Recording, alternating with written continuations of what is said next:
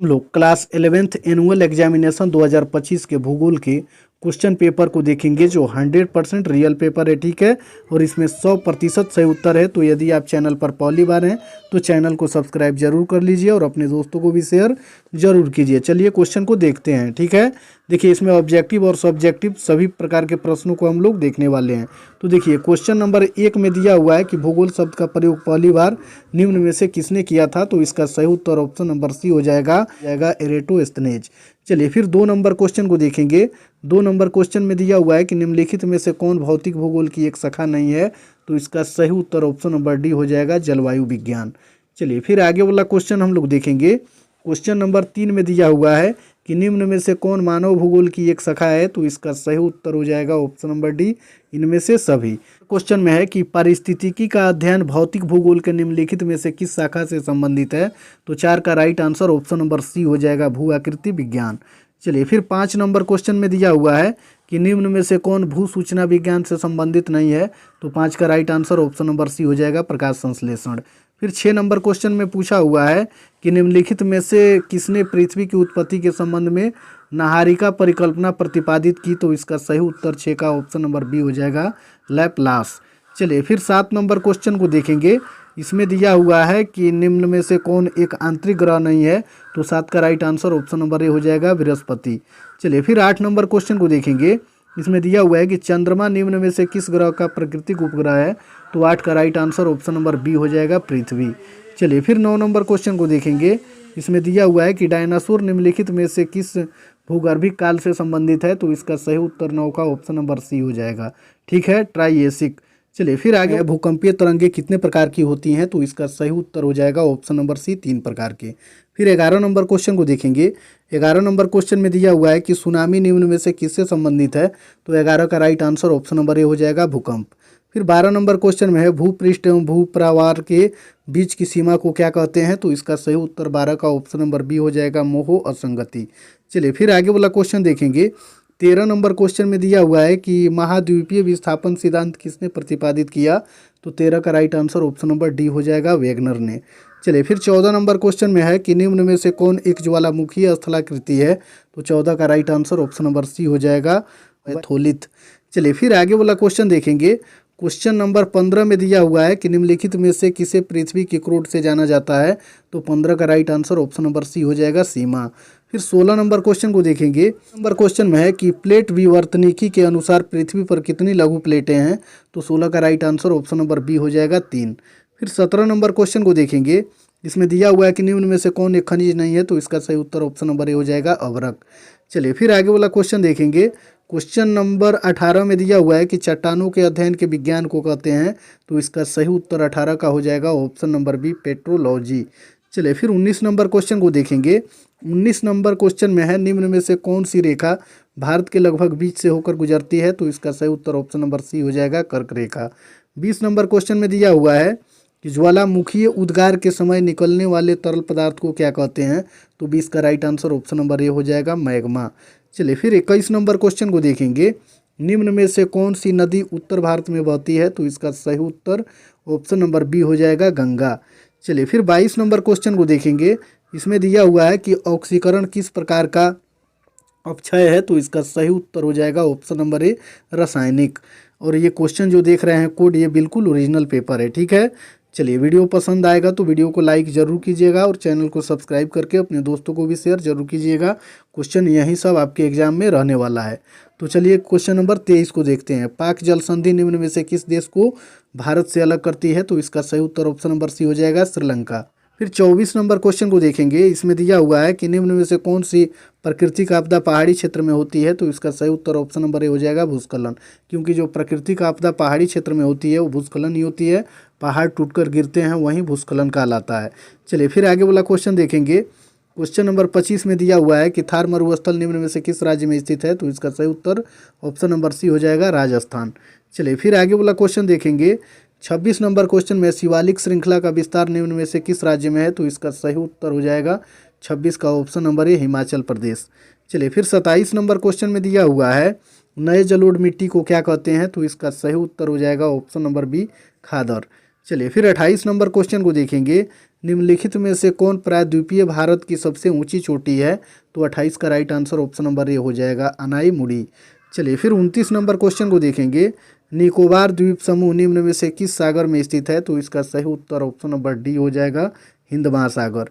चलिए फिर 30 number question को देखेंगे। इसमें दिया हुआ है कि गार्ज किस प्रकार की घाटी है? तो 30 का राइट आंसर ऑप्शन नंबर हो जाएगा ए, ठीक है, भी आकार का। में गोखुर झील निम्न में से किस क्षेत्र में पाया जाता है? तो इसका सही उत्तर हो जाएगा ऑप्शन नंबर ए, नदी घाटी। 32 नंबर क्वेश्चन में निम्न में से कौन सी गैस की मात्रा वायुमंडल में सबसे अधिक है? तो इसका सही उत्तर ऑप्शन नंबर बी हो जाएगा, नाइट्रोजन। चलिए फिर 33 नंबर क्वेश्चन को देखेंगे। ओजोन गैस वायुमंडल के किस परत में पाई जाती है? तो इसका सही उत्तर हो जाएगा ऑप्शन नंबर बी, समताप मंडल में। फिर 34 नंबर क्वेश्चन को देखेंगे।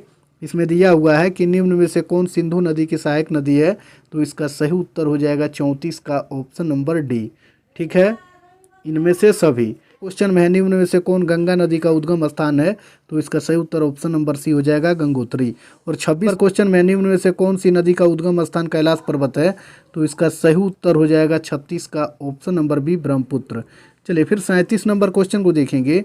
इसमें दिया हुआ है कि धुआंधार जलप्रपात निम्न में से किस शहर में स्थित है? तो 37 का right answer option number D हो जाएगा, जबलपुर। चलिए फिर 38 नंबर क्वेश्चन को देखेंगे। इसमें दिया हुआ है कि समान वायु दाब वाले स्थानों को मिलाने वाली काल्पनिक रेखा को क्या कहते हैं? तो 38 का right answer option number C हो जाएगा, समदाब रेखा। चलिए फिर 39 नंबर क्वेश्चन को देखेंगे।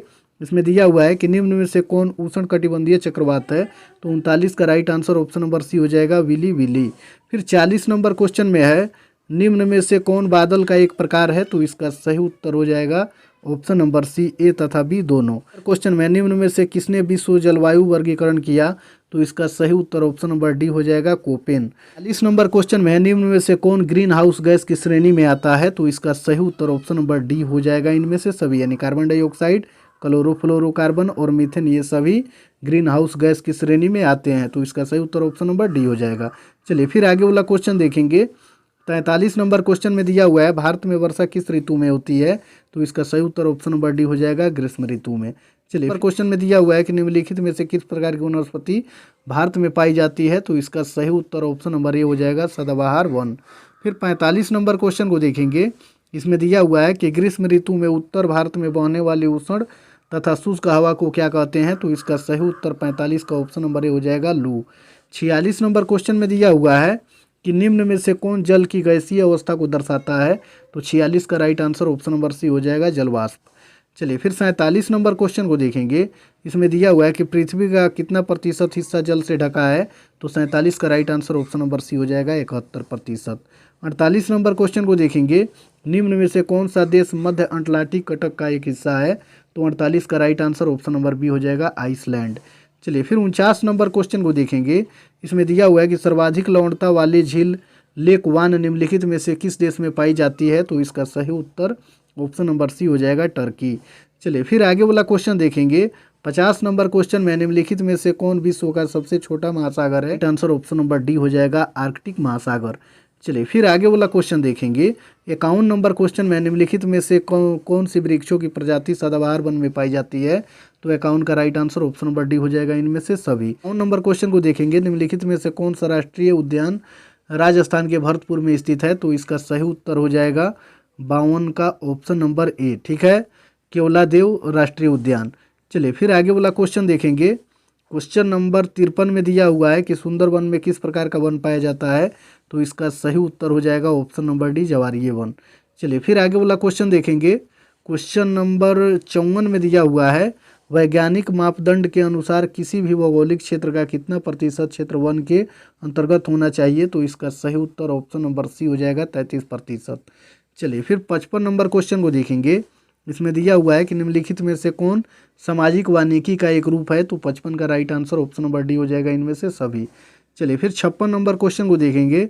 भारत में कुल कितने राष्ट्रीय उद्यान हैं? तो इसका सही उत्तर हो जाएगा ऑप्शन नंबर बी, ठीक है, 102 बार। कितनी बार आते हैं? तो इसका सही उत्तर ऑप्शन नंबर ए हो जाएगा, 2। चलिए फिर आगे वाला क्वेश्चन देखेंगे। 58 नंबर में 58 नंबर क्वेश्चन में दिया हुआ है कि सर्वप्रथम पारिस्थितिक शब्द का प्रयोग किसने किया? तो 58 का right answer option number B हो जाएगा, हैकल। चलिए फिर 59 नंबर क्वेश्चन को देखेंगे। इसमें दिया हुआ कि निम्नलिखित में से कौन एक स्थलीय पारिस्थितिक तंत्र है, तो इसका सही उत्तर ऑप्शन नंबर सी हो जाएगा, ए तथा बी दोनों। 60 नंबर क्वेश्चन में दिया हुआ है पारिस्थितिक तंत्र में पौधों या वनस्पति को क्या कहते हैं, तो इसका सही उत्तर ऑप्शन नंबर ए हो जाएगा, उत्पादक। चलिए फिर आगे वाला क्वेश्चन देखेंगे। क्वेश्चन नंबर 61 में दिया हुआ है एक पोषक तल से दूसरे पोषक तल में कितने प्रतिशत ऊर्जा का स्थानांतरण होता है, तो 61 का right answer option number B होगा, 10%। चलिए फिर 62 नंबर क्वेश्चन को देखेंगे। विश्व पर्यावरण दिवस कब मनाया जाता है, तो इसका सही उत्तर हो जाएगा ऑप्शन नंबर सी, 5 जून को। फिर 63 नंबर क्वेश्चन में दिया हुआ है बांगर किस प्रकार की मिट्टी है, तो इसका सही उत्तर हो जाएगा ऑप्शन नंबर सी, जलोढ़। 64 नंबर क्वेश्चन को फिर देखेंगे। इसमें दिया हुआ है कि निम्नलिखित में से किसे रेगुर मिट्टी कहते हैं, तो इसका सही उत्तर ऑप्शन नंबर बी हो जाएगा, काली मिट्टी को। चलिए फिर आगे वाला क्वेश्चन देखेंगे। क्वेश्चन नंबर 65 में दिया हुआ है कि निम्नलिखित में से कौन मृदा अपर्दन का एक नंबर सी हो जाएगा, सीढ़ीनुमा कृषि। चलिए फिर 66 नंबर क्वेश्चन को देखेंगे। मिट्टी में लवणता की मात्रा में वृद्धि होने का मुख्य कारण क्या है, तो इसका सही उत्तर 66 का ऑप्शन नंबर डी हो जाएगा, अत्यधिक सिंचाई। चलिए फिर आगे वाला क्वेश्चन देखेंगे। क्वेश्चन नंबर 67 में दिया हुआ है निम्न में से कौन एक प्राकृतिक आपदा नहीं है, तो इसका सही उत्तर ऑप्शन नंबर डी हो जाएगा, गैस रिसाव। चलिए फिर आगे वाला क्वेश्चन देखेंगे। इसमें दिया हुआ है कि सूखा निम्न में से किस प्रकार की प्राकृतिक आपदा है, तो इसका सही उत्तर हो जाएगा ऑप्शन नंबर सी, जलीय। फिर 69 नंबर क्वेश्चन को देखेंगे। निम्न में से कौन राज्य चक्रवात से प्रभावित होता है, तो इसका सही उत्तर ऑप्शन नंबर सी हो जाएगा, ठीक है, उड़ीसा। ठीक है, नंबर क्वेश्चन में दिया हुआ है कि निम्न में से कौन राज्य बाढ़ से प्रभावित है, तो इसका सही उत्तर ऑप्शन नंबर ए हो जाएगा, बिहार। इसमें 70 ऑब्जेक्टिव में से चुन करके आपको कितना ऑब्जेक्टिव बनाना है, 35 ही ऑब्जेक्टिव बनाना है। तो वीडियो पसंद आया हो तो वीडियो को लाइक जरूर कीजिए और चैनल को सब्सक्राइब करके अपने दोस्तों को भी शेयर कीजिए। इसके बाद वाला वीडियो में पूरा लघु उत्तरीय और दीर्घ उत्तरीय का सब्जेक्टिव वीडियो हम अपलोड कर देंगे।